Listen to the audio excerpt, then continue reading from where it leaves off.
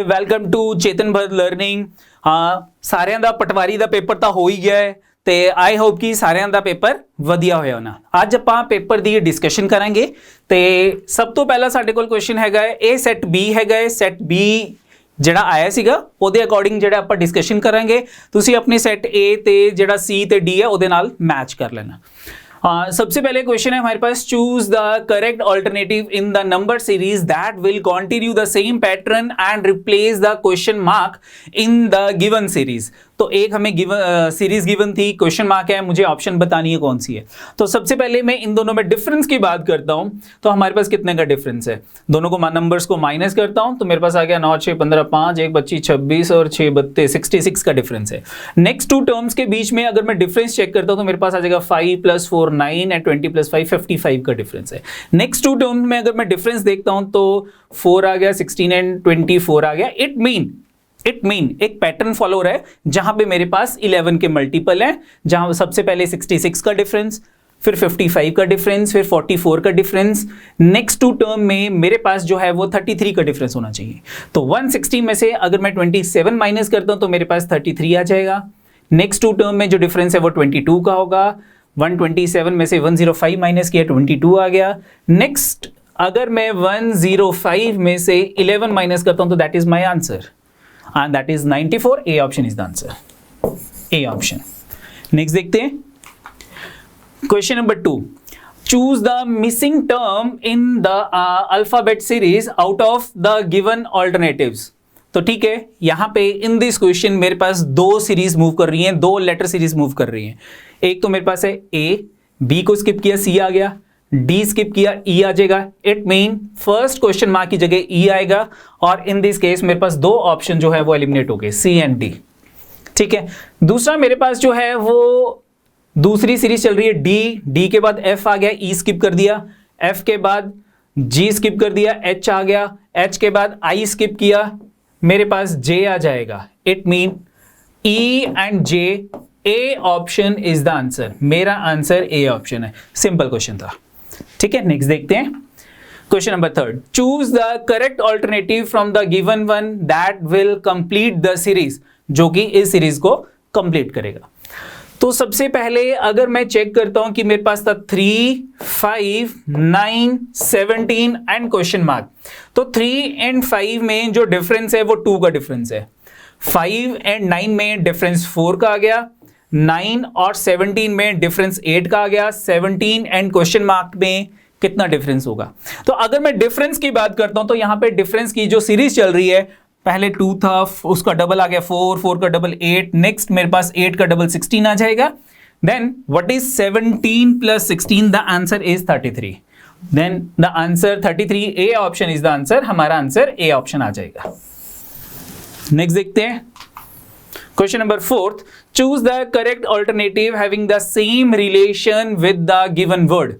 Mountain is to hill, दोनों same category की है, लेकिन माउंटेन बड़ा होता है, हिल छोटा होता है। Same as tree is to shrub, हमारे पास ट्री बड़ा है और shrub जो है वो हमारे पास झाड़ी जिसे हम कहते हैं। तो D option is the answer. In this case D option मेरा आंसर है। नेक्स्ट देखते हैं, next is question number 5, select the related number from the given alternatives। 48 ratio 122, same pattern पे 168 is to what? चलो ठीक है, 49। अगर मैं कहता हूं 49, इसको मैं 7 का स्क्वायर 49 - 1 की बात करता हूं तो that is 48, where 7 is the prime number. Next यहां पे अगर मैं कहता हूं 11 का स्क्वायर 121 में 1 प्लस करता हूं तो 122 आ जाएगा। 11 is a prime number. 7 + 4 is 11। Next देखते हैं, हमारे पास था यहां पे 168, दैट इज 13 का स्क्वायर 169 एंड 169 में से मैं 1 माइनस करता हूं तो 168 आ जाएगा। ठीक है, नेक्स्ट इट मीन मेरे पास क्या चल रहा है, यहां पे मेरे पास चला स्क्वायर -1 स्क्वायर -1, यहां पे मेरे पास क्या था square +1 and 7 11 13 all are prime numbers. Then next देखते हैं, मैं ऑप्शंस चेक करता हूं। अगर मैं यहां पे बात करता हूं 290 की, तो 290 इज 17 स्क्वायर +1, 17 का स्क्वायर +1 7 + 4 11, 13 + 4 17, 17 का स्क्वायर 289, 289 में 1 प्लस किया 290 आ गया। मेरे पास सी ऑप्शन आंसर आ गया। नेक्स्ट देखते हैं question number 6, choose the odd one from the given word. मुझे इनमें से ऑड वन जो है वो फाइंड करना है। मेरे पास वर्ड थे volume, size, large and shape. ठीक है, तो ऑल दीज आर, अगर मैं कहता हूं कि ये जो है एक मैटर की प्रॉपर्टीज है, जर्नल प्रॉपर्टीज है। जैसे कि कोई भी चीज है, मैं कहता हूं कि इसका वॉल्यूम कितना है, वॉल्यूम। ठीक है, तो आप कह सकते हो कि सर वॉल्यूम जो है वो 10 मीटर क्यूब है या फिर 20 सेंटीमीटर क्यूब है। वॉल्यूम मेरे पास जर्नल प्रॉपर्टी। अगर मैं साइज की बात करता हूं कि हमारे पास साइज क्या है, तो आप कहोगे सर इसका जो साइज है वो लार्ज है, स्मॉल है, कुछ इस टाइप के आप जो है वो साइज की बात हो जाएगी। अगर मैं कहूँगा इसकी शेप क्या है, शेप क्या है, तो शेप में आप ये कह सकते हो कि जो शेप है दैट इज कि ये हमारे पास सिलेंड्रिकल शेप है, ये मेरे पास जो है वो सर्कल की शेप है या स्फेयर की शेप है। तो हमारे पास शेप जो है वो भी डिफाइन हो जाएगी। नेक्स्ट अब हम ये कह सकते हैं कि उसका वेट कितना है, वेट कितना है। तो आप कह सकते हो कि सर वेट जो है वो 20 kg है, ये इतना ग्राम्स एक्सेट्रा एक्सेट्रा। और मैं कह सकता हूं कि उसका कलर क्या है, कलर। तो these are the general properties of a matter. लेकिन ये जो है मेरे पास, ये हमारे पास जो है उसकी स्पेसिफिक प्रॉपर्टीज आ जाएंगी। तो इन सब में जो ऑड वन है that is the large is the odd one. C option is the answer. ठीक है, नेक्स्ट देखते हैं question number 7। In a certain code language, cite SIGHT is written as FVTUG। हमारे पास ये कोड लैंग्वेज है। तो इसमें सबसे पहले हम इनकी रैंकिंग देखते हैं कि इनकी रैंकिंग क्या है अल्फाबेटिकली ऑर्डर में।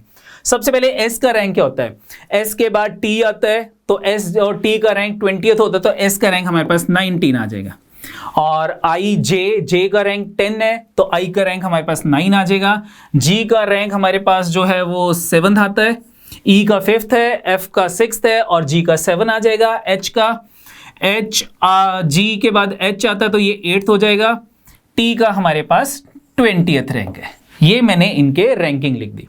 अब हम इनकी रैंकिंग लिखते हैं। F का रैंक हमारे पास 6th है और V का T के बाद T का हमारे पास 20th है, U का हमारे पास 21 है और V का मेरे पास 22 है और G का रैंक जो है दैट इज 7। G का रैंक 7 है। ये हमने इनकी रैंकिंग लिख दी। अब मैं इनमें रिलेशन ढूंढता हूं कि क्या रिलेशन है। अगर मैं कहता हूं कि मैं 19 में 13 प्लस करता हूं, 13 प्लस करता हूं तो मेरे पास कितना आ जाएगा, मेरे पास 32 आ जाएगा। 32 का मतलब है कि 26 लेटर इज Z। तो Z के बाद अगेन अगर मैं 6th लेटर देखता हूं, यानी कि 19 में 13 प्लस किए मेरे पास आ गया 32। 32 में से मैं 26 माइनस करता हूं तो मेरे पास 6th लेटर आ जाएगा। यानी कि Z के बाद अगेन हम इंग्लिश अल्फाबेट A से 27th A हो जाएगा, 28th B हो जाएगा और 29 जो है वो C हो जाएगा एंड सो ऑन। तो हमारे पास F का रैंक जो है वो 6th आ जाएगा। ठीक है, नेक्स्ट देखते हैं।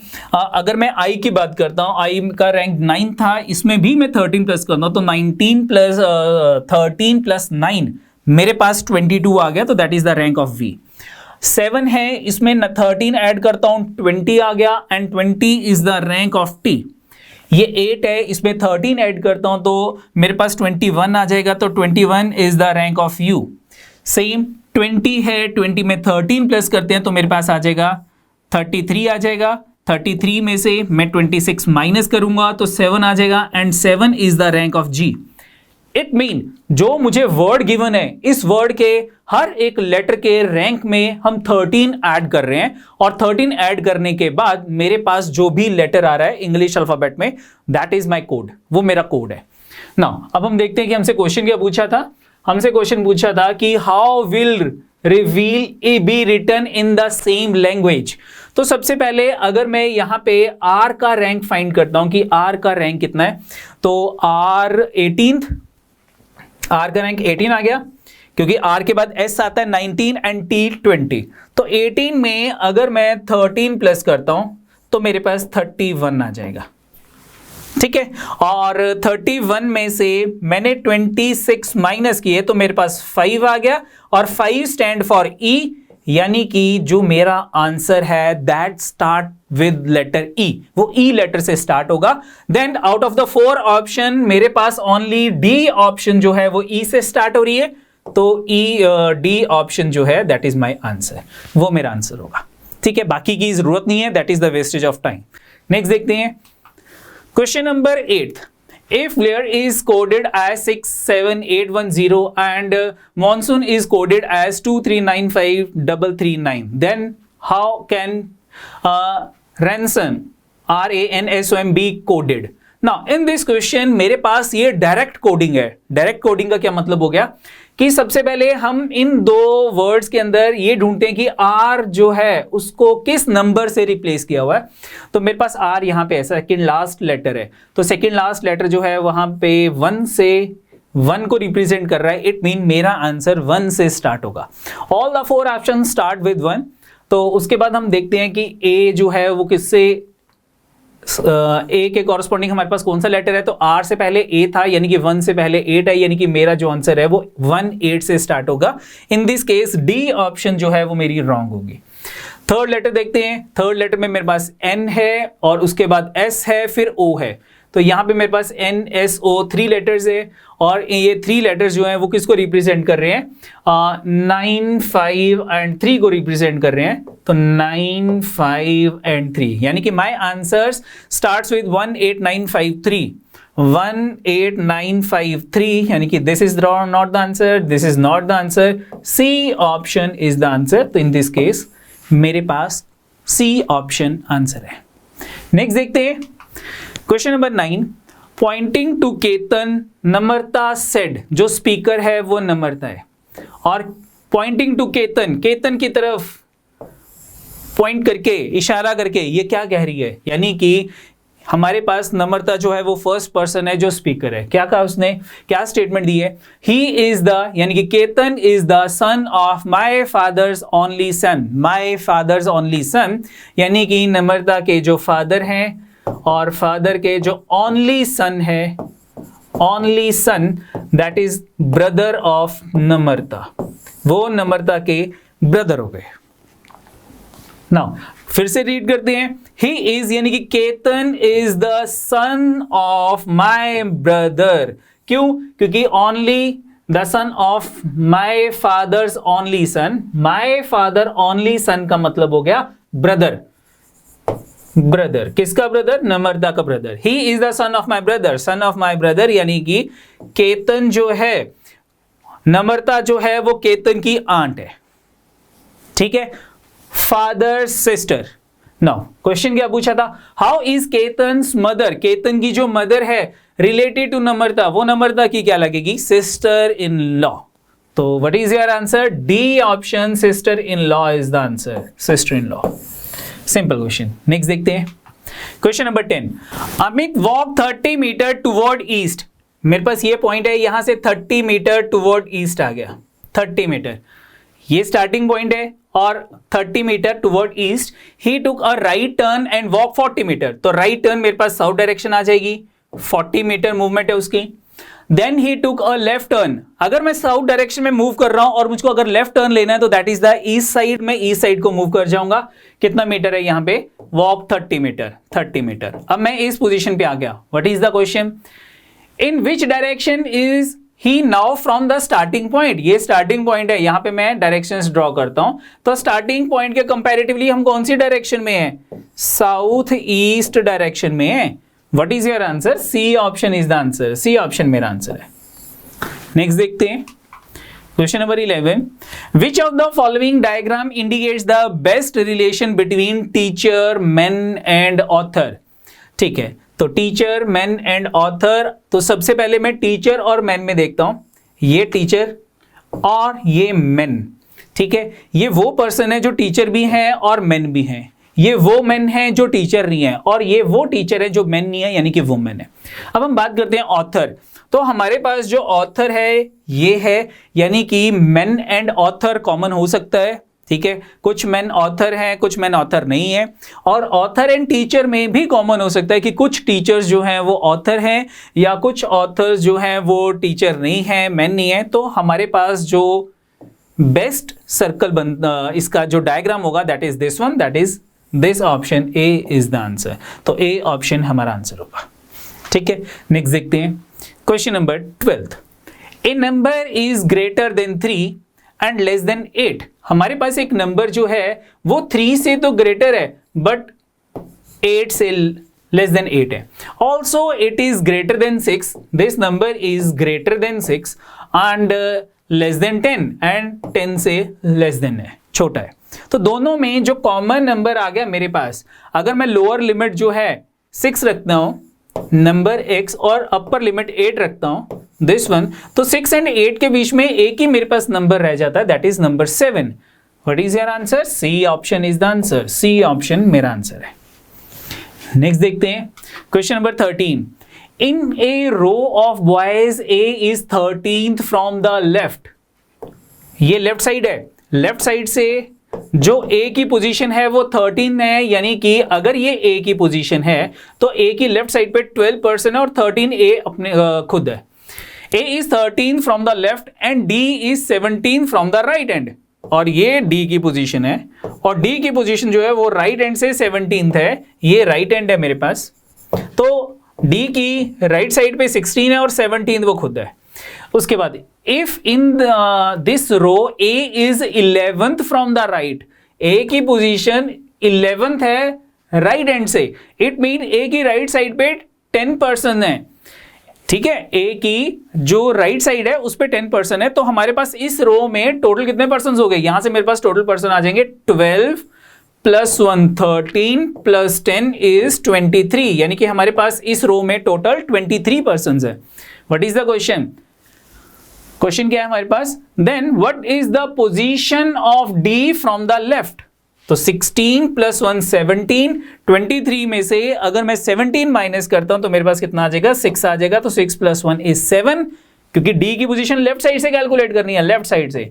तो 6 प्लस 1 इज 7, तो डी की पोजीशन लेफ्ट साइड से 7th है। B option is the answer. Simple question. Next देखते हैं क्वेश्चन नंबर 14।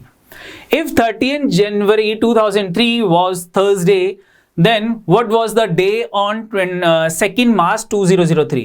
तो मुझे इन दोनों डेट्स के बीच में ऑड डेज कैलकुलेट करने हैं। तो जैन के डेज कैलकुलेट करते हैं। 30th जैन तो ऑलरेडी हमारे पास गिवन है, जो डेट गिवन होती है उससे नेक्स्ट डेट से शुरू करते हैं। ठीक है, तो 31st जैन, यानी कि मेरे पास जैन में ओनली 1 डे है। फेब की बात करते हैं, फेब में टोटल हमारे पास 2003 की बात हो रही है, नॉन लीप ईयर है, तो हमारे पास नॉन लीप ईयर में टोटल 28 डेज होते हैं and 28 days mean exactly 4 weeks. और एग्जैक्टली 4 वीक्स का क्या मतलब है? 0 ऑड डे, 0 ऑड डे। उसके बाद हमारे पास मार्च आ गया और मुझे मार्च की कौन सी डेट तक जाना था? मुझे मार्च की 2nd मार्च तक जाना है। तो 2nd मार्च यानी कि 2 मार्च, दोनों को प्लस किया, टोटल 3 ऑड डेज आ गए। 3 ऑड डेज का मतलब है कि मैं थर्सडे से 3 डेज आगे मूव कर जाऊंगा। तो Friday, Saturday, Sunday, my answer is Sunday, that is D option is the answer. हमारा आंसर डी ऑप्शन है। D option is the answer. Question number 15 देखते हैं। A student got twice as many sum wrong as he got right. It mean अगर उसने right x questions किए हैं तो उसने रॉन्ग कितने किए होंगे? डबल। उसने रॉन्ग कितने किए होंगे? 2x। टोटल क्वेश्चंस कितने हो गए मेरे पास? 3x हो गए। आगे क्या दे रखा था? If he attempted 48 sum in all, यानी कि 3x is equal to 48, the value of x is equal to 16। मेरे पास x की वैल्यू कितनी आ गई? 16 आ गई, यानी कि करेक्ट सम हमने कितने किए होंगे? How many did he solve correct? 16 question. Simple question. B option is the answer. B option हमारा आंसर है। ठीक है, नेक्स्ट देखते हैं question number 16, which one of the following number is divisible by 11? Divisible by 11, तो divisibility rule of 11 क्या होता है कि मेरे पास जो भी नंबर है, जैसे कि ए ऑप्शन कंसीडर कर रहा हूं मैं सबसे पहले, 4 8 2 3 7 1 8, इनमें से जो ऑड प्लेसेस पे मेरे पास डिजिट्स हैं 4 2 7 एंड 8, इनको अलग से प्लस कर लो। जो इवन प्लेसेस पे हैं 8 3 1, इनको अलग से प्लस कर लो। दोनों का डिफरेंस अगर डिविजिबल बाय 11 है तो मेरे पास this number is exactly divisible by 11। इनका जो डिफरेंस है sum of odd place digit minus sum of even place digit, मेरे पास क्या होना चाहिए, या तो 0 आ जाए या मल्टीपल ऑफ 11 आ जाए। Multiple of 11, whole number is divisible by 11। Check कर लेते हैं, 4 2 6 7 13 और 8 21 21, 8 8 3 11 और 1 12, दोनों को प्लस किया, मेरे पास डिफरेंस 9 का आ गया। Not divisible by 11। This A option is not the answer. मैं बी ऑप्शन चेक कर लेता हूं। अब मैं डायरेक्टली यहीं पर ही सॉल्व करता हूं। 4 प्लस 3 7 प्लस 7 14, 14 और 8, तो 14 और 8 कितने हो गए, 22, 22 आ गया। इवन प्लेस के डिजिट्स ऐड करते हैं, 8 प्लस 2 10 प्लस 1 11, 22 में से 11 माइनस किया, मेरे पास 11 आ गया। तो दैट इज मल्टीपल ऑफ 11 या डिविजिबल बाय 11, तो it mean this number is exactly divisible by 11। B option is the answer. B option मेरा आंसर है। नेक्स्ट देखते हैं question number 17, the greatest possible length which can be use to measure exactly the length 7 metre, 3 metre 85 centimetre and 12 metre 95 centimetre. तो metre centimetre given है, हम इनके unit same करते हैं तो सबको सेंटीमीटर्स में कन्वर्ट कर लेते हैं। 7 मीटर मेरे पास आ जाएगा 700 सेंटीमीटर, 3 मीटर 85 सेंटीमीटर मेरे पास 3 मीटर 300 सेंटीमीटर हो गया, 85 प्लस करूंगा तो 385 सेंटीमीटर हो जाएगा। 12 मीटर 1200 हो गया, सेंटीमीटर 95 ऐड करूंगा तो 1295 सेंटीमीटर हो जाएगा। मैं इन सब का HCF निकालूंगा क्योंकि मेरे से पूछा है ग्रेटेस्ट पॉसिबल लेंथ। ठीक है, तो इनका HCF कैलकुलेट कर लो और आपके पास आंसर आ जाएगा। तो सबसे पहले हम इसमें 700 और 1295 का HCF लेते हैं। 1295 and 700, ठीक है। तो मेरे पास क्या आ गया, 700 1 का 700, 595 700 यहाँ आ गया, 595 1 का 595, मेरे पास 105 आ गया और 595 यहाँ आ गया। तो हम 5 पे ये जाएगा, 525 आ गया। मेरे पास डिफरेंस कितना आ गया, इनका डिफरेंस हमारे पास 70 आ गया। यहाँ लिख रहे हैं हम 70 एंड 105 हमारे पास जो है वो डिविडेंड बन जाएगा। 71 का 70, the difference is 35, divisor 70 dividend, 35 2 का 70। तो इन दोनों में जो कॉमन फैक्टर है दैट इज 35। नाउ 385 और 35 में कॉमन फैक्टर निकालते हैं। तो 385 ग्रेटर था, डिविडेंड आ गया, और 35 स्मॉलर था, डिवाइजर बन गया। 35 1 का 35, 3 आ गया, 5 नीचे आ गया, 35 1 का 35, तो कॉमन फैक्टर 35 आ गया। एंड हमारे पास जो आंसर है वो सी ऑप्शन आ गया, 35, सी ऑप्शन। ठीक है, इस क्वेश्चन को हम एक और वे से कर सकते थे, ऑप्शन यूज करके। कैसे, मैं ऑप्शन यूज करके करवा रहा हूं। तो ऑप्शन यूज करके हमारे पास क्या था कि सबसे पहले वैल्यूज लिख लेते हैं। 700, सेकंड वैल्यू थी 385, थर्ड वैल्यू थी मेरे पास 1295। मुझे एक ऐसी वैल्यू निकालनी है, एक ऐसी ऑप्शन पिक करनी है जो इन सब को एग्जैक्टली डिवाइड कर सके। तो डिविजिबिलिटी के लिए 15 के लिए मेरे पास आ गया 3 and 5, 25 के लिए 25, 35 के लिए 5 and 7 और 42 के लिए 6 and 7। तो 6 and 7 का मतलब हो गया 2, 3 and 7। तो हमारे पास 2, 3, 7 तीनों का प्रोडक्ट हमारे पास जो है वो 42 आ गया।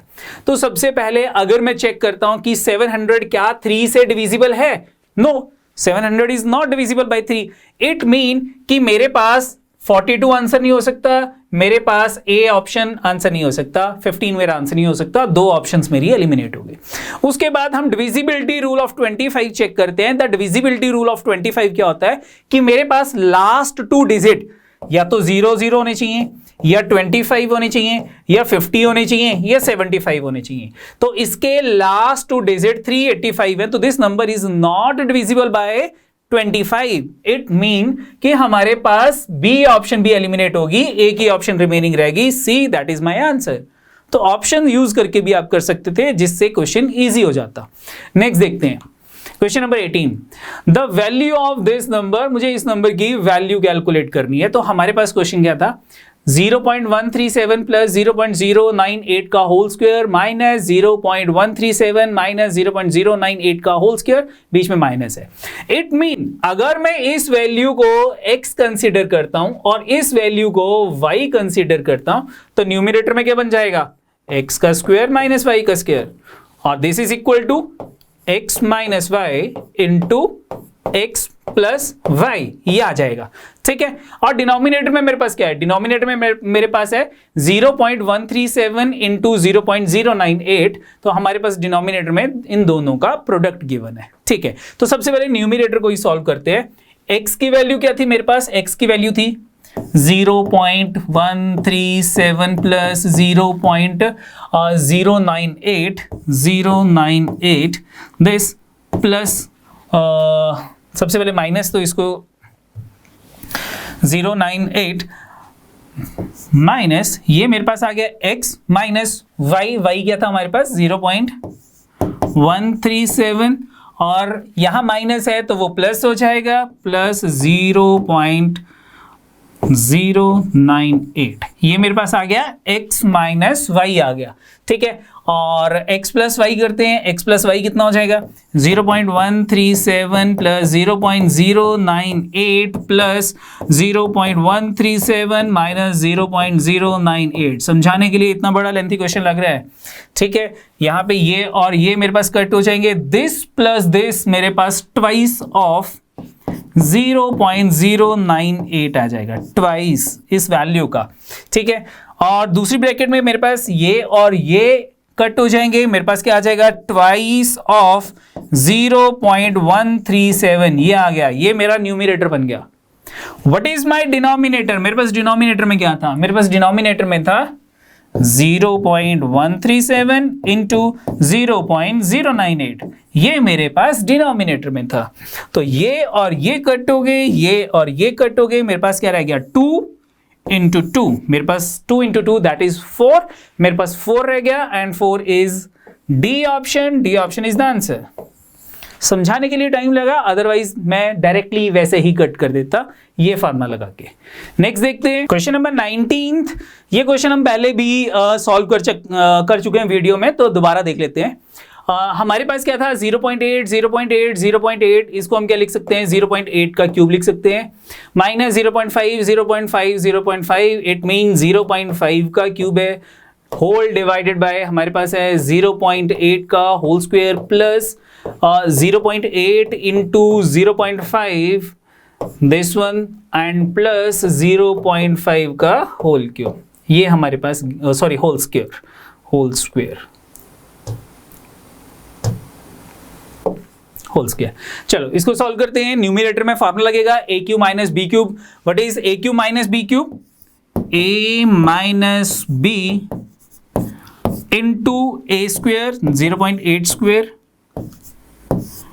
Plus A B 0.8 into 0.5 A B plus B square 0.5 का whole square, this one whole upon 0.8 square plus 0.8 into 0.5 plus 0.5 whole square, ये आ गया।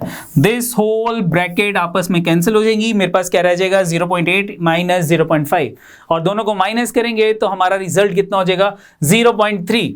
तो C option 0.30 is the answer, C option हमारा आंसर है। ठीक है, नेक्स्ट देखते हैं question number 20th। 1/5 of a number is equal to 5/8 of the another number. तो फर्स्ट नंबर को अगर मैं x ले लेता हूं तो 1/5 of x is equal to 5/8 of another number को हम y कंसीडर कर लेते हैं। ठीक है, आगे क्या कहा था, if 35 is added to the first number, if 35 added to the first number be x, it becomes 4 times the second number is y. What is the second number? मुझे second number कैलकुलेट करना है, that is given in the option. First equation में से x की value calculate करते हैं, तो ये 1/5 है, उधर जाके 5 मल्टीप्लाई हो जाएगा, मेरे पास x की वैल्यू आ गई 25/8y। मैं x की वैल्यू यहां पुट कर देता हूं और y की वैल्यू कैलकुलेट कर लेते हैं। तो 35 प्लस x की क्या वैल्यू थी 25 divided by 8 into y is equal to 4y। ये वैल्यू राइट साइड पे चली जाएगी, हमारे पास क्या आ जाएगा 35 is equal to 4y minus 25/8y। तो एलसीएम लेते हैं, 8 इंटू 4 32 में से 25 माइनस किया, मेरे पास आ गया 7/8y is equal to 35 and the value of y is equal to 35 into 8 divided by 7, 7 5 का 8 5 का 40, this is equal to 40। The value of another number is equal to 40, B option is the answer, B option हमारा answer है, B option. Next देखते हैं question number 21, the sum of the ages of man and his son is 45। बस यहां तक ही question solve हो जाएगा कि मैन की एज और सन की एज का जो टोटल है वो 45 है। अगर क्वेश्चन में पूछता हूं कि what is the question, the man's age, मुझे मैन की एज बतानी है, कितनी है मैन की एज, मैन की एज बतानी है। फर्स्ट ऑप्शन उठाता हूं, अगर मैन की एज 39 है तो सन की एज कितनी हो जाएगी 39 में मैं क्या वैल्यू ऐड करूं कि 45 आ जाए, 39 में 6 ऐड करते हैं तो 45 आ जाएगा। It mean according to the first option man की एज अगर 39 है तो सन की एज 6 है। मैं बी ऑप्शन पिक करता हूं, मैन की एज 45 तो सन की एज तो 0 हो जाएगी। सेकेंड ऑप्शन के अकॉर्डिंग सन की एज 0। थर्ड ऑप्शन, अगर मैन की एज 50 है तो सन की एज तो नेगेटिव हो जाएगी, it mean this is not possible. Fourth option, man की एज 55 है तो सन की एज नेगेटिव हो जाएगी, this is not the answer. ठीक है, तो देखने से पता लग रहा है यही ऑप्शन आंसर है। ठीक है, तो चेक कर लेते हैं। और एक और कंडीशन दी थी 5 ईयर्स एगो मैन की एज कितनी हो जाएगी 34 और सन की एज कितनी हो जाएगी 1 हो जाएगी। The product of their edges is 34, इन दोनों की एज का प्रोडक्ट 34 है, बिल्कुल करेक्ट है। It mean A option is the answer, 39 A option answer है। बी ऑप्शन नहीं हो सकता क्योंकि अगर मैं सन की एज 0 कंसीडर करता हूं तो 5 ईयर बैक सन की एज नेगेटिव में हो जाएगी, दैट इज नॉट पॉसिबल। तो अगर मैं ऑप्शन यूज करता तो 1 सेकंड का क्वेश्चन था, 2 ऑप्शन तो वैसे ही एलिमिनेट हो जाती। फर्स्ट क्वेश्चन को ही देखे कि सम 45 गिवन था और मैन की एज 45 से तो ज्यादा हो ही नहीं सकती है। ठीक है, 45 भी नहीं हो सकती क्योंकि 45 के केस में सन की एज 0 हो जानी थी। नेक्स्ट देखते हैं question number 22, a student scores 55% marks in 8 papers of 100 marks each। 100 marks each का मतलब है कि एक पेपर के 100 मार्क्स मैक्सिमम है, 8 पेपर के मैक्सिमम मार्क्स कितने हो जाएंगे 8 इंटू 100 यानी कि 800 मार्क्स हो जाएंगे। और इस स्टूडेंट ने कितना स्कोर किया था, कितने मार्क्स स्कोर किए थे 55% ऑफ 800, इतना स्कोर किया था। ये स्टूडेंट के मार्क्स आगे 8 पेपर्स के आगे क्या कहा है, he score 15% of total marks in English. He score 15% of his total marks. His total marks क्या मतलब हो गया, इस वैल्यू का 15% मार्क्स जो हैं वो मार्क्स उसके इंग्लिश में हैं। How much does he score English, तो इंग्लिश के स्कोर कितने हैं, solve this equation, 55/100 into 800 into 15/100। तो इन दिस केस 100 से जीरोस कैंसिल होगी और हमारे पास आ जाएगा 5 3 का, 5 20 का, 5 11 का, 5 4 का, 4 2 का 8, तो 3 2 का 6 into 11 is 66. C option is the answer 66. Next देखते हैं question number 23. Fresh grapes contain 80% water. ठीक है, फ्रेश ग्रेप्स में 80% वाटर था, while dry grapes contain 10% water. Dry grapes में 10% वाटर है. If the weight of dry grapes, मुझे dry grapes का वेट दे रखा था 250 kg. What was its total weight when it was fresh? मुझे फ्रेश ग्रेप्स का वेट कैलकुलेट करना है. तो जो हमारे ड्राई ग्रेप्स हैं इसके अंदर वाटर कंटेंट कितना था? इसके अंदर वाटर कंटेंट 10% है. तो इस वैल्यू का 10% अगर मैं कैलकुलेट करता हूं तो मेरे पास 25 kg जो है वो वाटर आ जाएगा और रिमेनिंग 250 में से 25 माइनस किए तो 225 kg जो है वो पल्प का वेट आ जाएगा. ठीक है, 225 kg. अगर जब ये फ्रेश ग्रेप्स की बात करूंगा तो पल्प जो है वो सेम क्वांटिटी होगी.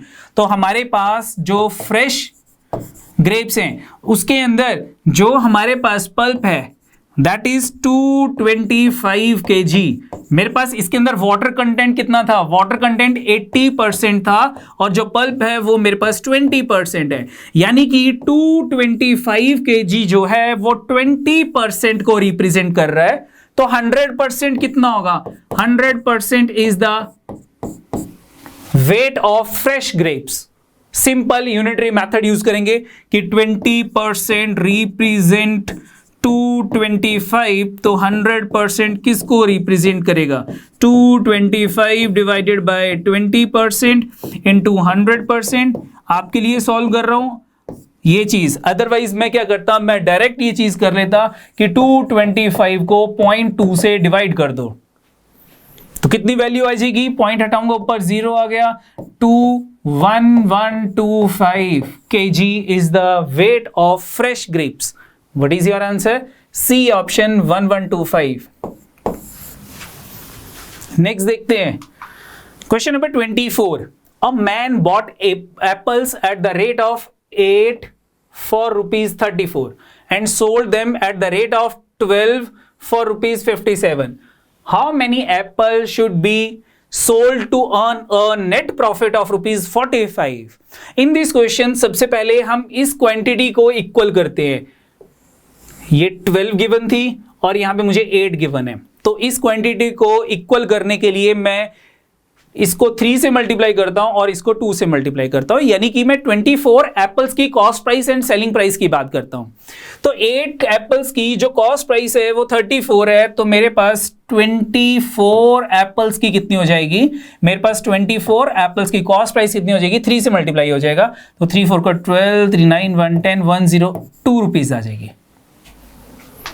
नाउ मैं 24 एप्पल की सेलिंग प्राइस की बात करता हूं तो मेरे पास सेलिंग प्राइस कितनी हो जाएगी? ये 57 है, इसको 2 से मल्टीप्लाई करते हैं, 12 को 24 हो गया, 57 को 2 से मल्टीप्लाई करते हैं, मेरे पास आ जाएगा 114 आ जाएगा. What is the profit? मेरा प्रॉफिट कितना हो जाएगा? Selling price minus cost price, दोनों को माइनस किया. ओ सॉरी 144 नहीं है, 114 है. यहां पे 114 है, 114. तो मेरे पास प्रॉफिट कितना हो जाएगा? दोनों को माइनस करते हैं, मेरे पास 12 आ गया. मेरे पास प्रॉफिट 12 आ गया. ठीक है, यानी कि जब मैं 24 एप्पल सेल कर रहा हूं तो मेरा प्रॉफिट 12 रुपीज का है और मुझको प्रॉफिट 45 चाहिए. तो मैं कितने एप्पल सेल करूंगा? तो in this case unitary method use करते हैं कि ₹12 अगर हमारा प्रॉफिट है तो क्वांटिटी जो एप्पल्स की है वो 24 एप्पल्स हैं और 1 रुपीज के प्रॉफिट के लिए 24 डिवाइडेड बाय 12 हो जाएगी. और 45 रुपीज का अगर मुझको प्रॉफिट चाहिए तो हम कितनी क्वांटिटी सेल आउट करेंगे? 12 2 का 245 का that is equal to 90 apples. यानी कि मुझको 90 एप्पल्स सेल करने पड़ेंगे ताकि मेरा जो प्रॉफिट है वो 45 रुपीज आ जाए. ए option is the answer. A option मेरा आंसर है.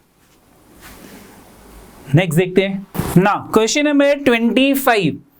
Sohan bought a scooter for a certain sum of money. He spent 10% of the cost price on repair.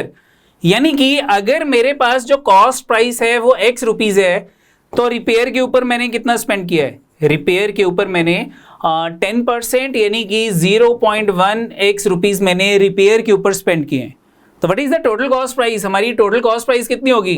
Total cost price is equal to, दोनों को plus कर लेते हैं, 1.1 x rupees हमारी total cost price आ गई। And sold the scooter for a profit of rupees 1100। हमारा total profit कितना है? Total profit is equal to 1100 rupees का टोटल प्रॉफिट आ गया। How much did he spend on repair? मुझे रिपेयर के ऊपर बताना है कितना स्पेंड किया है। If he made a profit of 20%, तो प्रॉफिट ऑफ 20% का क्या मतलब हो गया? 20% प्रॉफिट का मतलब है कि 1.1x इस वैल्यू का अगर मैं 20% कैलकुलेट करता हूं, 20% की वैल्यू होती है 1/5, that value is equal to profit 1100 के इक्वल है। What is the value of x? x की वैल्यू कैलकुलेट करते हैं। This is equal to 1100 into 5 divided by 1.1, तो पॉइंट हटाता हूं, एक जीरो ऊपर और लग जाएगी, 11,100, तो 100 को अगर मैं 50 से मल्टीप्लाई करता हूं तो मेरे पास जो x की वैल्यू है दैट इज 5,000 रुपीज, मेरे पास x की वैल्यू आ गई। मैंने रिपेयर के ऊपर कितना स्पेंड किया था? रिपेयर के ऊपर मैंने 10% यानी कि 0.1 इंटू x, तो 5,000 को अगर मैं 10% कैलकुलेट करता हूं तो मेरे पास 10% कितना हो जाएगा? 500 रुपीज आ जाएगा। तो रिपेयर के ऊपर हमने कितनी मनी स्पेंड की थी? 500 rupees. What is your answer? Your answer is C option. Next देखते हैं question number 26। x ratio y is 7:3, x upon y is equal to 7/3. It means the value of x is 7 and the value of y is 3. मुझे किसकी value निकालनी है? X y plus y square upon x square minus y square. मैं numerator में से y common लेता हूं, x plus Y रह गया।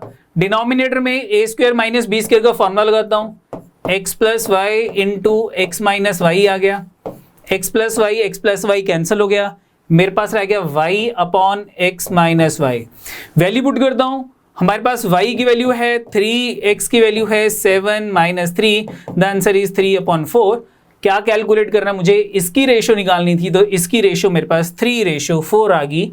It mean a upon 3/4, A option is the answer. A option मेरा आंसर है।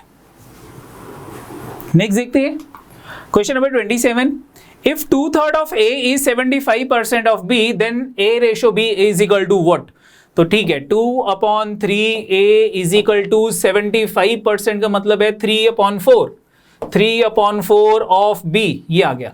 b उधर जाके डिनोमिनेटर में चला गया, a अपॉन b आ गया, इज इक्वल टू 3/4 मल्टीप्लाई ये 2/3 उस साइड जाके 3/2 आ जाएगा। तो this is equal to 3 into 3 9/8। मेरे पास a रेशो b आ जाएगी 9:8।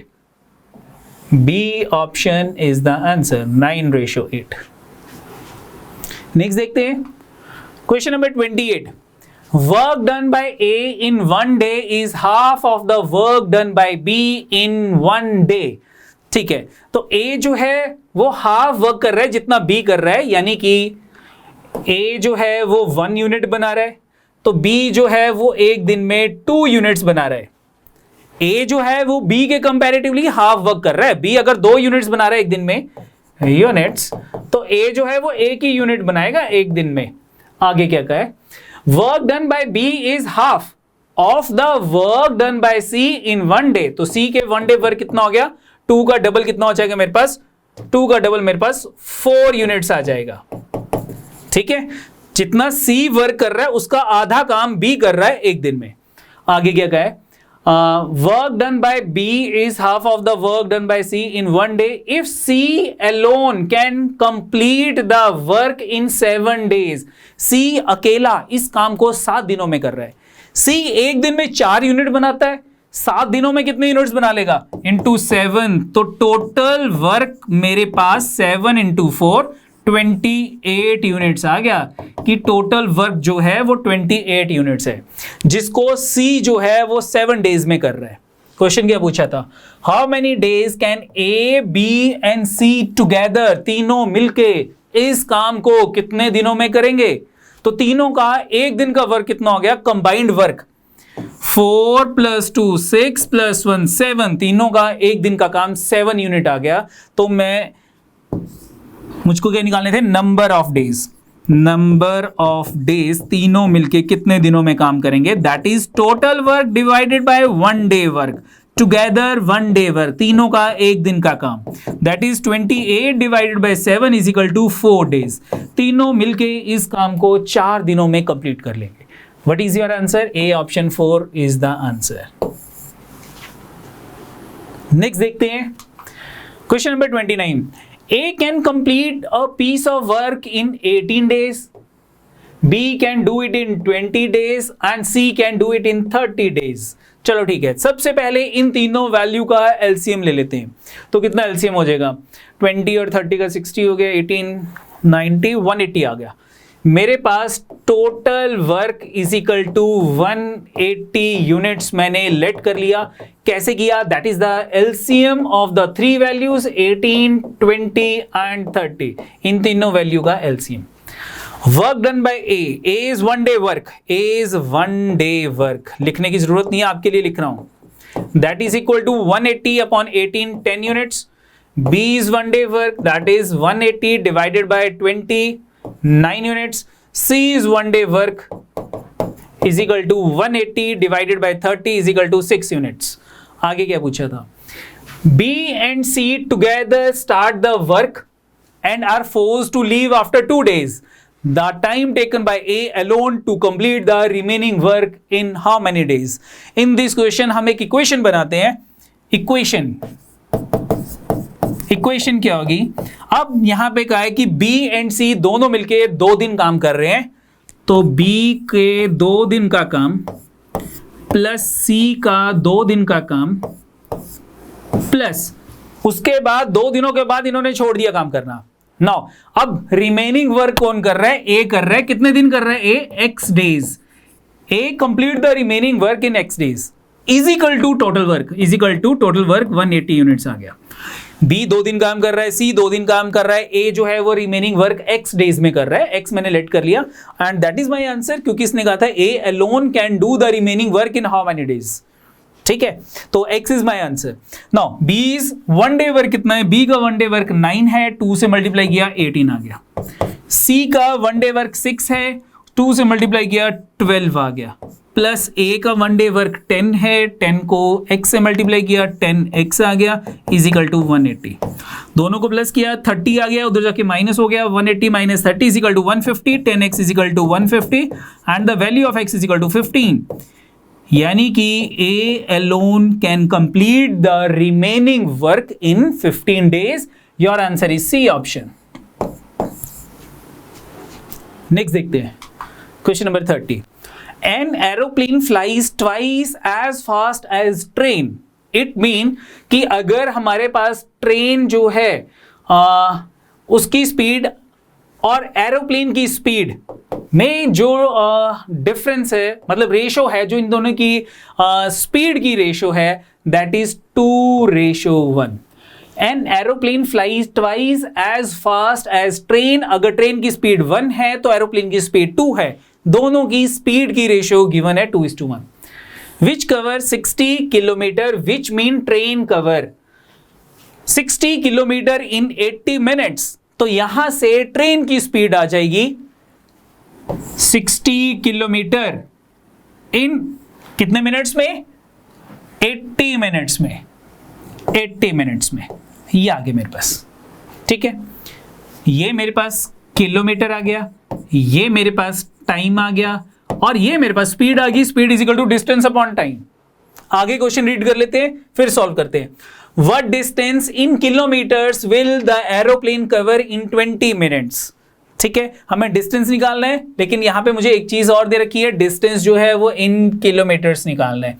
चलो ठीक है, तो यहां पे दिस इज द स्पीड, ये मेरे पास स्पीड आ गई, किसकी स्पीड आ गई, ट्रेन की। कटिंग कर लेता हूं, 0 से 0 कट गया, 2 3 का 2 4 का 3/4 किलोमीटर पर मिनट ये मेरे पास स्पीड आ गई, क्योंकि ट्रेन की स्पीड मुझको किलोमीटर्स में दे रखी थी 60 किलोमीटर और टाइम मिनट्स में दे रखा था।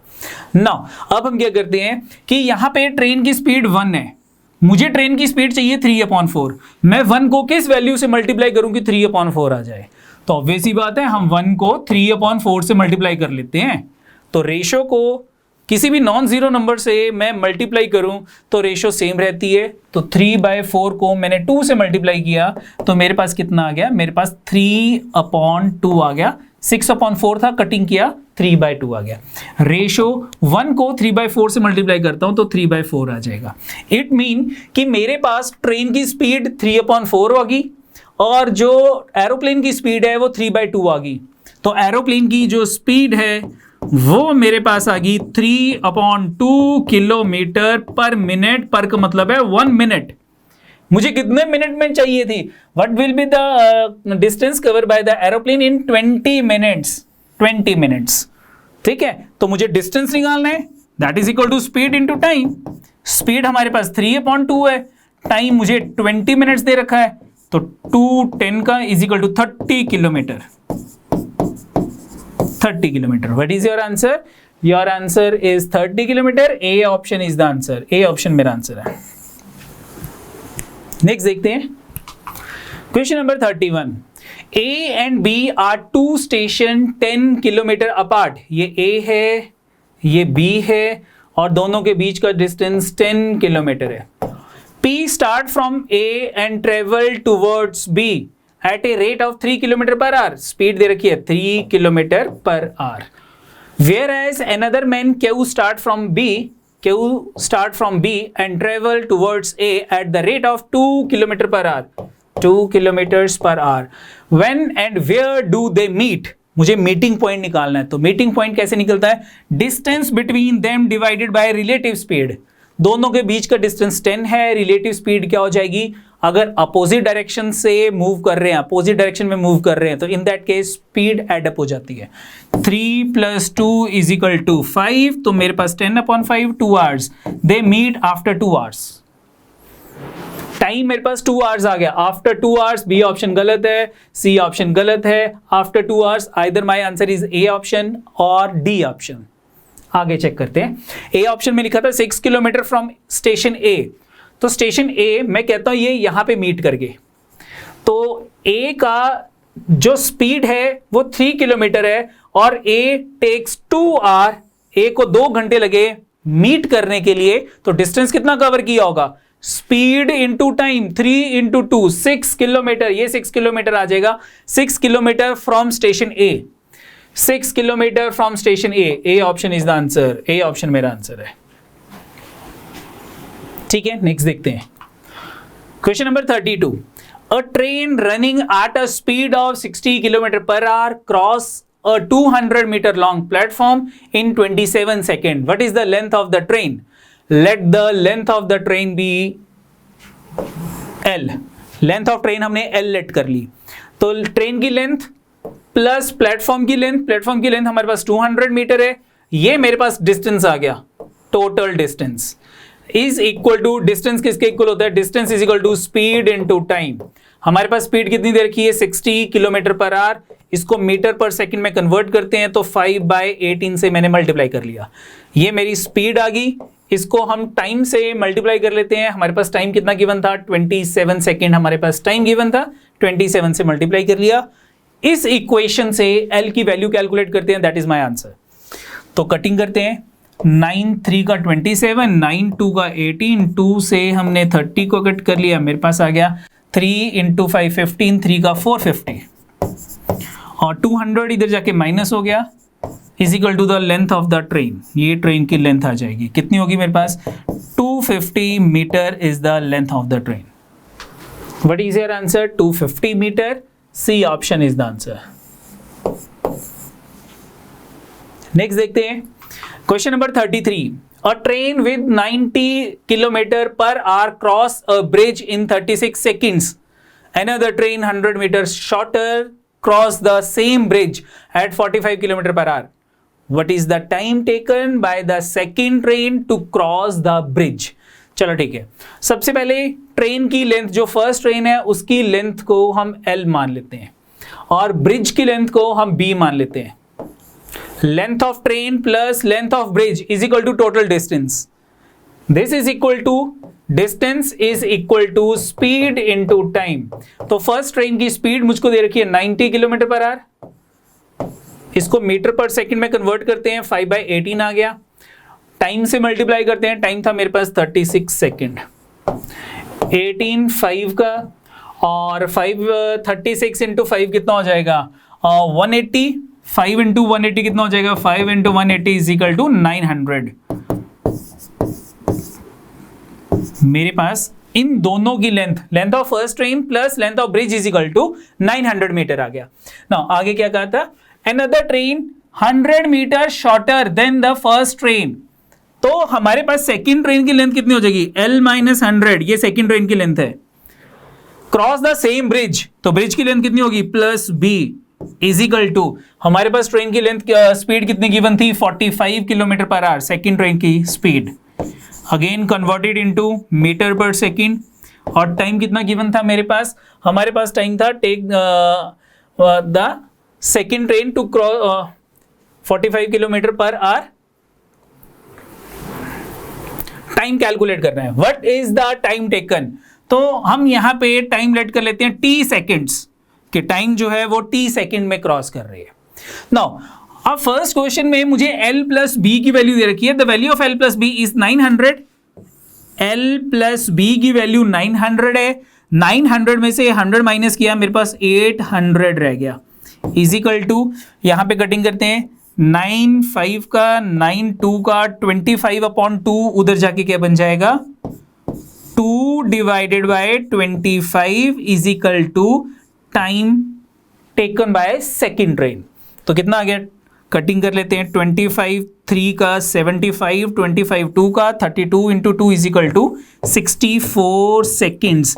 ये मेरे पास सेकंड ट्रेन का टाइम आ गया 64 second. D option is the answer, D option हमारा आंसर है। नेक्स्ट देखते हैं question number 34, if an amount doubles in 6 year how much will it be in 8 years. तो ये भी हम पहले डिस्कस कर चुके हैं कि अगर कोई भी वैल्यू 6 ईयर्स में डबल हो रही है तो 8 ईयर्स में उसकी वैल्यू मोर देन डबल होगी। तो इन दिस केस हमारे पास कोई भी ऑप्शन मैच नहीं कर रही है।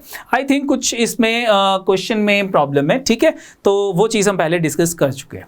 नेक्स्ट देखते हैं question number 35, a person invest money in 3 different schemes for 6 years, 10 years, 12 years at 10%, 12% and 15% simple interest respectively. At the completion of each scheme, he get the equal interest. The ratio of his investment, let he invest rupees X, Y, Z in first scheme, second scheme and third scheme. तो इनके ऊपर interest calculate कर लेते हैं। Principal आ गया, first case में हमारे पास रेट कितना है, फर्स्ट केस में हमारे पास रेट है 10%, 10/100 हो गया, और टाइम मेरे पास कितना है 6 year, is equal to second scheme का प्रिंसिपल Y हो गया, और मेरे पास इंटरेस्ट है 12%, और मेरे पास जो टाइम गिवन है दैट इज 10 ईयर्स, और third scheme is equal to Z into हमारे पास रेट ऑफ इंटरेस्ट जो है दैट इज 15%, 15/100 इंटू टाइम कितना है मेरे पास, टाइम है मेरे पास 12 ईयर्स, तो इंटू 12 ये आ गया।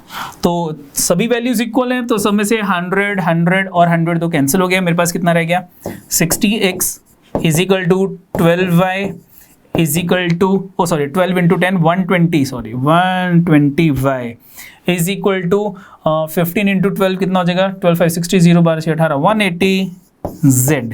ये आ गया मेरे पास। नाउ यूज ऑप्शन में मुझे कैलकुलेट क्या करना है, मुझे कैलकुलेट करना है x ratio, y ratio, z calculate करना है। आइदर इन तीनों को इक्वल टू 1 कर लो, ये इनकी कटिंग कर लेते हैं। सभी को अगर मैं 60 से डिवाइड करता हूं तो 60 से डिवाइड किया ये 1x रह गया, इसको 60 से डिवाइड किया ये 2y हो गया, और इसको 60 से डिवाइड किया तो ये 3z आ गया। ठीक है, तो अब मैं इन सब को किस वैल्यू से मल्टीप्लाई करूं, तो अगर मैं इसमें सभी को 6 से मल्टीप्लाई करता हूं, कि अगर मैं पहली वैल्यू को, सॉरी ये मेरे पास ऑप्शन है डी ऑप्शन, मैं डी ऑप्शन कंसीडर करता हूं कि x की वैल्यू अगर 6 है तो x की वैल्यू 6 है, y की वैल्यू 3 है तो 3 इंटू 2 6 हो गया, z की वैल्यू 2 है तो 2 इंटू 3 वो भी 6 हो गया, सभी वैल्यू सेम आ गई, सभी वैल्यू सेम आ गई, it mean D option is the answer, D option मेरा आंसर है। अदरवाइज आपको सर हमने ऑप्शन नहीं यूज करनी, तो मेरे पास वैल्यू आ गई थी x is equal to 2y is equal to 3z is equal to 1, x की वैल्यू 1 होगी, y की value 2y is equal to 1, y की वैल्यू 1/2 होगी, और 3z इज इक्वल टू 1 तो z की वैल्यू 1/3 होगी। तो मेरे पास x ratio y ratio z कितना हो जाएगा, x ratio y ratio z is equal to 1 ratio 1/2 ratio 1/3। अगर मैं इनका एलसीएम लेता हूं तो मेरे पास डी ऑप्शन आ जाएगा। नेक्स्ट देखते हैं question number 36। What would be the compound interest accrued on an amount of rupees 8400 at the rate of 12.5% per annum at the end of the third year। मुझे compound interest जो है वो calculate करना है, तो compound interest is equal to principal into 1 plus rate divided by 100 raise to power 3 minus 1, this one value put करनी है और कैलकुलेशन करनी है। तो प्रिंसिपल मेरे पास 8400 है और मेरे पास रेट 12.5%, 12.5 अपॉन 100 पुट करता हूं, मेरे पास 1/8 आ जाएगा, 1 plus 1/8 raise to power 3 minus 1, ये आ गया।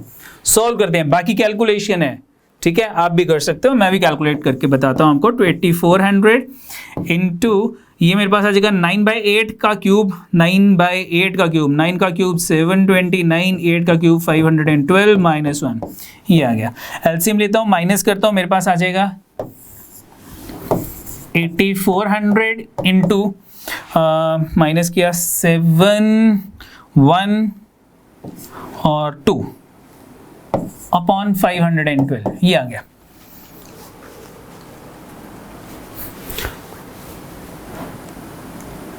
चलो कटिंग कर लेते हैं। तो कटिंग करने के लिए हम कटिंग करते हैं इसकी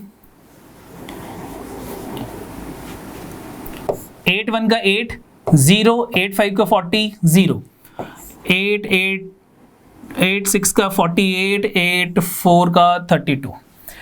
2 पे कटिंग कर लेते हैं, 2 5 का 2 का 5 का और 2 पे कटिंग कर लेते हैं 32। मेरे पास कितना आ गया 525 इंटू 217 डिवाइडेड बाय 32, ये आ गया। कैलकुलेटिव क्वेश्चन है, ठीक है, मुझे कैलकुलेशन करनी पड़ेगी, दोनों को मल्टीप्लाई करके डिवाइडेड बाय 32 करो, दैट इज योर आंसर। ठीक है, तो करते मल्टीप्लाई, कितना हो गया, दोनों को मल्टीप्लाई किया, हमारे पास आ गया 113925, 32 से डिवाइड किया 3560.16, तो what is your answer, your answer is B option 3560.16। Next देखते हैं question number 37। What will be the difference between the simple interest and compound interest on a sum of rupees 15,000? ये प्रिंसिपल है, for 2 years at the same rate of interest of 12.5% per annum। क्या मतलब वो 12.5, 12 to 24 plus 1 is 25/200, ये आगे मेरे पास, ठीक है, या 25/2%। तो इन दिस केस अगर हम बात करते हैं simple interest and compound interest, तो पहले साल का सिंपल इंटरेस्ट और कंपाउंड इंटरेस्ट सेम होता है। Compound interest of first year and the simple interest of the first year both are same, first year दोनों सेम होंगे। और सेकेंड ईयर के कंपाउंड इंटरेस्ट जो है उसमें क्या होता है, दैट इज द पहले साल के इंटरेस्ट के ऊपर इंटरेस्ट, उसी को ही कंपाउंड इंटरेस्ट बोलते हैं। तो दोनों का डिफरेंस कितना हो जाएगा, दोनों का डिफरेंस आ जाएगा हमारे पास, दैट इज अगर मैं पहले साल का सिंपल इंटरेस्ट कैलकुलेट करता हूं फर्स्ट ईयर का, तो दैट इज प्रिंसिपल 15,000, हमारे पास रेट कितना है, रेट इज 25/200 और टाइम हमारे पास 1 ईयर, क्योंकि पहले साल का निकाल रहे हैं। तो 2 zeros कट गई मेरे पास, और 2 मेरे पास कितना आ गया, ये 75 मल्टीप्लाई करते हैं, तो मल्टीप्लाई किया 25 5 125 12 25 100 75 और 1875 मेरे पास जो है वो पहले साल का इंटरेस्ट आ गया। तो दोनों का जो सेकेंड ईयर का डिफरेंस होगा, compound interest of second year is equal to simple interest of second year plus interest on simple interest of first year. ये मेरे पास है टोटल कंपाउंड इंटरेस्ट। और सेकेंड ईयर का सिंपल इंटरेस्ट अगर मैं इन दोनों को माइनस करता हूं तो मेरे पास क्या रह जाएगा, जो डिफरेंस है वो ये चीज रह जाएगी कि interest on simple interest of first year, यानी कि interest on interest of first year. तो पहले साल का इंटरेस्ट मेरे पास 1875 था, इसके ऊपर अगेन इंटरेस्ट कैलकुलेट करते हैं। कितना है मेरे पास रेट ऑफ इंटरेस्ट, 25/200, ये आ गया। टाइम 1 ईयर, क्योंकि मैं सेकेंड ईयर की बात कर रहा हूं, तो 25/1 का 25/8 का 8 से इसको डिवाइड कर लेते हैं। 8/2 का 16 27, 8/3 का 24 35 आ गया, 8/4 का 32 30 आ गया, और 8/3 का 24, ठीक है। तो मेरे पास आ गया 234.3 समथिंग। तो 234.3 something is B option, that is my answer. B option मेरी आंसर है। नेक्स्ट देखते हैं question number 38। Monday falls on 6th March 2005. What was the day of the week on the 6th March 2004? तो ये चीज हमने पहले भी डिस्कस की है कि हमारे पास 6th March 2004 को डे कैलकुलेट करना है। हमें 6th March 2005 का डे गिवन था मंडे। दोनों डेज के बीच में 365 डेज का गैप है। दैट मीन कि दोनों डेज में 1 ऑड डे है, और 1 ऑड डे मीन मंडे से एक दिन पीछे जाएंगे, दैट इज संडे। तो our answer is Sunday. A option is the answer. A option हमारा आंसर है। आंसर की में थोड़ा गलत है, शायद वो आपका ठीक हो जाएगा, यू डोंट वरी। नेक्स्ट देखते हैं। On what dates of April 2001 did Wednesday falls? तो इसके लिए सबसे पहले हम 1 अप्रैल 2001 का डे कैलकुलेट करते हैं कि कौन सा डे 2001 में था। तो सबसे पहले सेंचुरी अलग कर दी मैंने, 2000 0 ऑड डे, और उसके बाद कंप्लीट ईयर 2001 ईयर की ही बात होगी। तो 2001 में जैन की बात करते हैं, जैन में हमारे पास 3 ऑड डे हैं। फेब की बात करते हैं, फेब नॉन लीप ईयर है, 0 ऑड डे। मार्च की बात करते हैं, 3 ऑड डे, और 1 अप्रैल की बात करते हैं तो एक दिन और आ गया। टोटल किया 7 आ गया। 7 डिवाइडेड बाय 7 मेरे पास 0 ऑड डे यहां पे आ गए, 0 ऑड डे। तो 0 + 0 यानी कि 0, that stand for Sunday. 0 stand for Sunday, यानी कि 1 अप्रैल को संडे था, 1 अप्रैल 2001 में। तो सेकंड को क्या हो जाएगा, सेकंड को मंडे हो जाएगा, थर्ड को क्या हो जाएगा, ट्यूसडे आ जाएगा, फोर्थ को क्या आएगा, वेडनेसडे। यानी कि 1st वेडनेसडे हमारे पास 4th अप्रैल को होगा। तो 4th अप्रैल, उसके बाद 7 प्लस किया 11, 7 प्लस किया 18, 7 प्लस किया 25, यानी कि D option is the answer. D option मेरा आंसर है। नेक्स्ट देखते हैं question number 40। The angle between the minute hand and the hour hand of the clock when the time is 4:20। तो सबसे पहले 4:20 ड्रॉ करते हैं। यहां 12 आ गया, 6 आ गया, ये 3 है, ये 9 है, 1 2 4 5 7 8 10 11। जब 4:20 होगा तो हमारी मिनट हैंड की पोजीशन जो है वो 4 पे होगी, यानी कि 20 मिनट स्पेस के ऊपर है, स्पेस के ऊपर। एंड हमारे पास आर हैंड की पोजीशन 4 से थोड़ा सा आगे होगी, ये 4:20 होगी। जब एग्जैक्ट 4 o'clock थे, जब हमारे पास एग्जैक्ट 4 o'clock थे, हमारी आर हैंड की पोजीशन ये थी, ये आर हैंड की पोजीशन थी। आर हैंड को इस पोजीशन से इस पोजीशन तक आने के लिए 20 मिनट्स लगे हैं। तो आर हैंड जो है वो 1 मिनट में, आर हैंड 1 मिनट में ½ डिग्री का एंगल बनाती है। 20 मिनट्स में कितने डिग्री का एंगल बनाएगी वो, ½ × 20 = 10 डिग्री का एंगल, यानी कि ये एंगल मेरे पास 10 डिग्री का होगा। What is your answer? Your answer is B option. Next देखते हैं question number 41। How many times do the hands of the clock coincide in a day? तो ये तो सिंपल क्वेश्चन था कि एक दिन में कितनी बार कोइंसाइड करते हैं। तो 12 घंटों में 11 बार कोइंसाइड होता है और एक दिन में 12 घंटों के 2 हमारे पास सर्कल आते हैं, तो 11 + 11 22 times. C option is the answer. ये क्वेश्चन तो डायरेक्ट था। ठीक है, नेक्स्ट देखते हैं question number 42। The ratio between the length and the breadth of a rectangular park is 3:2। ये एक रेक्टेंगुलर पार्क है जिसमें लेंथ और ब्रेथ की जो रेशियो है that is 3:2। If a man cycling along the boundary of the park, along the boundary यानी कि perimeter, at a speed of 12 km/h complete 1 round in 8 minutes. Time दे रखा है 8 मिनट्स, स्पीड दे रखी है 12 km/h। Then what is the area of the park in square metre? मुझे metres में चाहिए। तो मीटर्स के लिए सबसे पहले हम क्या करते हैं कि जो हमारी स्पीड है, कितनी है स्पीड हमारे पास स्पीड थी 12 km/h। इसको हम मीटर पर सेकंड में कन्वर्ट करते हैं, ये मीटर पर सेकंड होगी। और हमारे पास टाइम कितना है? हमारे पास टाइम था 8 मिनट। इसको सेकंड्स में करने के लिए इंटू 60 कर देते हैं, ये मेरे पास सेकंड्स में आ गया। Now what is the distance? मेरे पास डिस्टेंस आ जाएगा and distance is equal to perimeter. ये मेरे पास पेरीमीटर आ गया। Speed into time, speed into time. Time कितना मेरे पास? 8 × 60। यहां पे लिख रहा हूं 60। कटिंग कर लेते हैं। 6 2 का, 6 3 का, 3 20 का, तो मेरे पास कितना आ गया? 5 × 10 × 20 200 × 8 इज इक्वल टू 1600 मीटर। मेरे पास पेरीमीटर आ गया। Let the length is equal to 3x and the breadth is equal to 2x। What is the perimeter? 3x + 2x का डबल इज इक्वल टू 1600। तो ये 5x हो गया, 2 से मल्टीप्लाई किया 10x हो गया, x इज इक्वल टू 10 उधर जाके डिवाइड हो गया, x की वैल्यू मेरे पास 160 आ गई। इट मीन कि मेरे पास x की वैल्यू 160 है। What is the area? 3x को 2x से मल्टीप्लाई करो, आपके पास आ जाएगा 6x²। That is the area, 6x²। ये मेरे पास एरिया आ गया। x की वैल्यू 160 है, पुट कर लेते हैं। 6 × 160 × 160, this is the area in metre square. Solve करते हैं, कितना आ गया?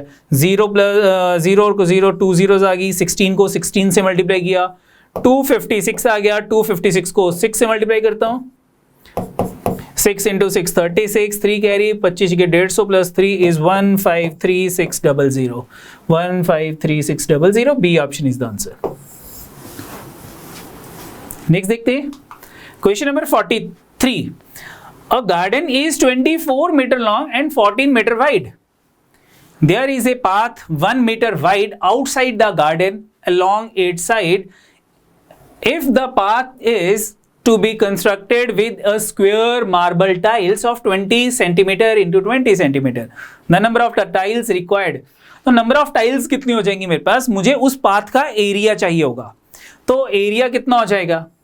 सबसे पहले हमारे पास जो रेक्टेंगुलर पार्क है उसकी हमें लेंथ दे रखी है 24, ब्रेथ दे रखी है 14, और जो पाथ है वो 1 मीटर वाइड है, 1 मीटर वाइड।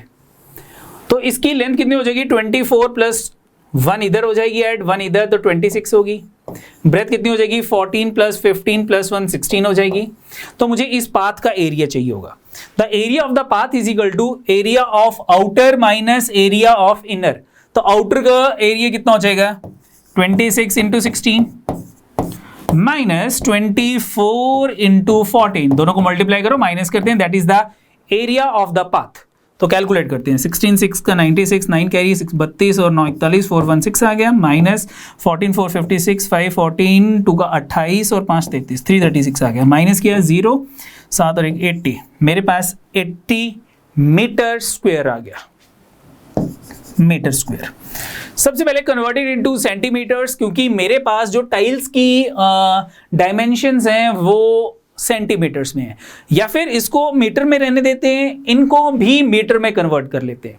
तो number of tiles is equal to area of path divided by area of one tile. तो एरिया ऑफ पाथ कितना है मेरे पास 80 divided by area of one tile. तो वन टाइल का एरिया कितना हो जाएगा, लेंथ इंटू ब्रेथ।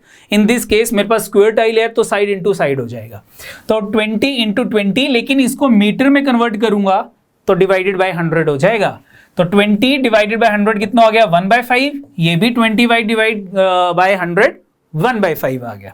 तो 1/5 इंटू 1/5, तो 5 इंटू 5 25 ऊपर चला गया, is equal to 80 into 25।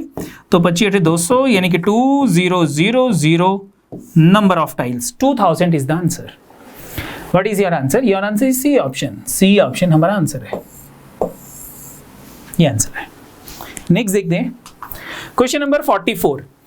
It is required to construct a big rectangular hall to accommodate 500 persons allowing 22.5 meter cube space per person.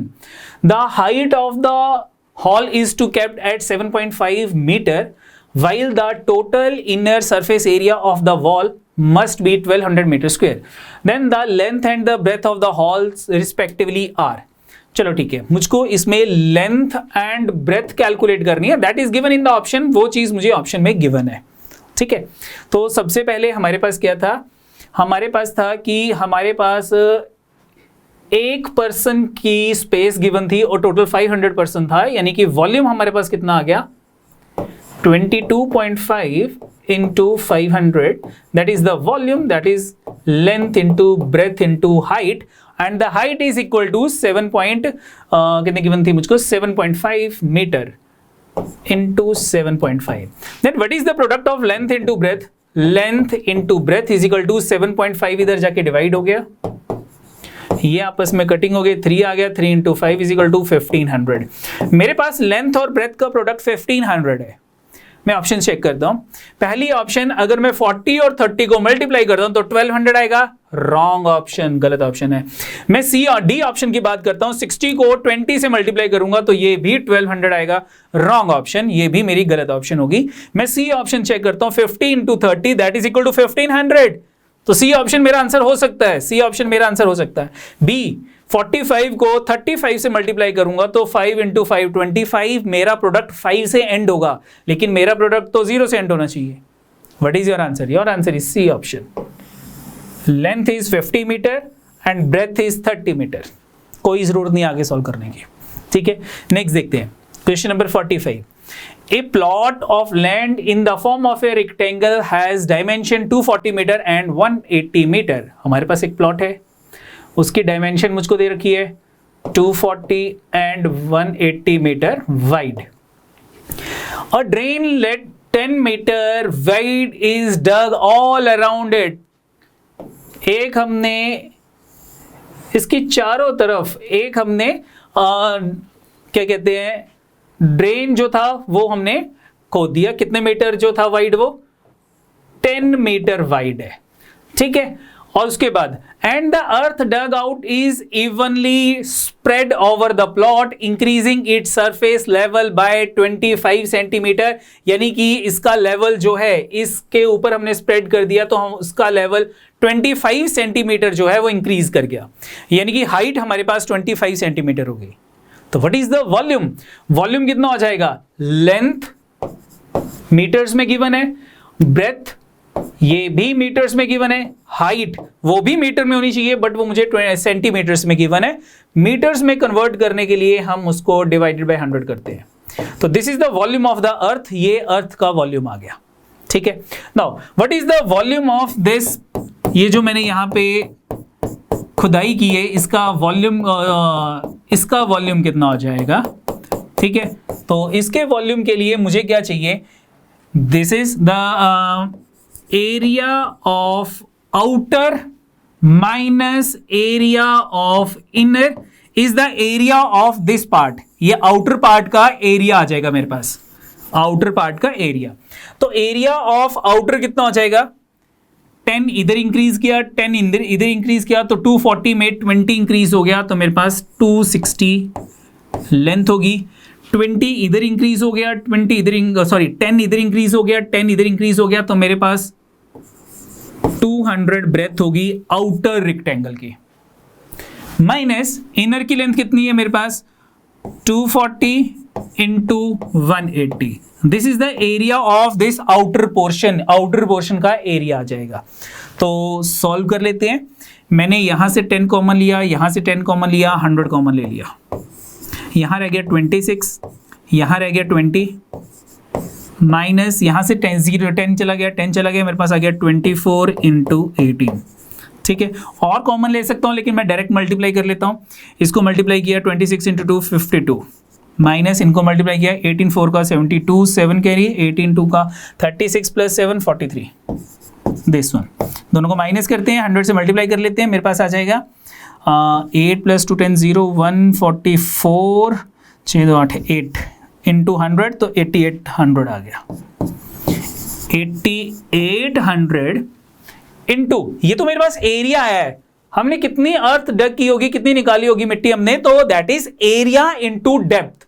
ठीक है, तो डेप्थ हमें कैलकुलेट करनी है. The depth of the drain let is, तो हमें drain let की जो डेप्थ होगी area into length into breadth, area into height, that is the volume. तो हाइट की जगह डेप्थ आ गया. Now what is the depth, ये वैल्यू उधर जाके डिवाइड हो जाएगी. कटिंग कर लेते हैं, 25 1 का, 25 4 का, 8800 इधर जाके डिवाइड हो जाएगा, 8800, तो 0 से 0 कैंसिल, 0 से 0 कैंसिल, 4 6 का, और 2 पे कटिंग कर लेते हैं, 2 3 का, 2 4 का, इसकी 2 पे कटिंग कर लेते हैं, 2 9 का, और 2 22 का. तो मेरे पास 9 इंटू 3 27 डिवाइडेड बाय 22 आ गया, दिस वन. ठीक है, तो डिवाइड करते हैं, कितना हो गया, तो 22 का टेबल से ही डिवाइड कर लेता हूं. 22 1 का 22, सभी ऑप्शन 1 से स्टार्ट हो रही हैं. मेरे पास रह गया 5, रह गया 50 हो गया. 22 2 का 44 हो गया, 44, तो मेरे पास 6 रह गया, और मेरे पास हर एक ऑप्शन 1.2 है, तो 6 एक 0 लगाता हूं. तो अगेन 2 पे कटिंग डिवाइड करता हूं, 22 2 का 44, मेरे पास 16 रह गया, 160 आ गया. अब 22 पे ये जाएगा 7 पे, तो 7 का तो 1.227, that is C option is the answer. और एग्जामिनर चाहता है कि आप एग्जैक्टली डिवाइड करो, क्योंकि थर्ड डेसिमल प्लेस पे जाके डिफरेंस है. तो इन दिस क्वेश्चन आपका आंसर जो है that is the C option. तो ये हमारे पास थी जो पटवारी का पेपर हुआ था. ठीक है, उसकी हमने यहाँ पे आज डिस्कशन की है. तो all the best for your जो बाकी एग्जाम्स हैं उनके लिए, ऑल द बेस्ट बेटा.